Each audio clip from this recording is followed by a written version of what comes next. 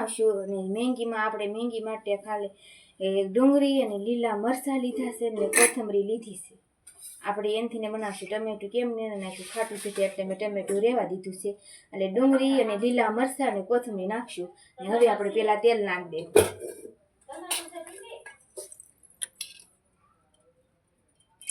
તેલ નાખશું આપણે મેંગી માટે એટલે આપણે ત્રણ ચાર ઓલા નાખશું.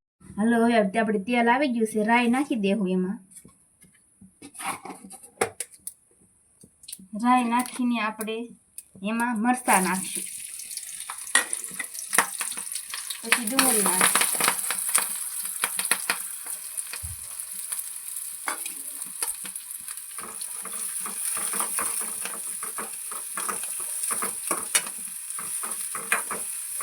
અને ચડવા દેવું.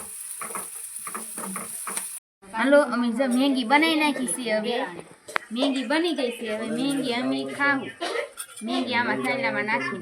તમે જુઓ કેવી મસ્ત મેંગી બની. પણ જુઓ હાલો હવે મેંગી બની ગઈ એટલે મેંગી ખાઈ લઈએ.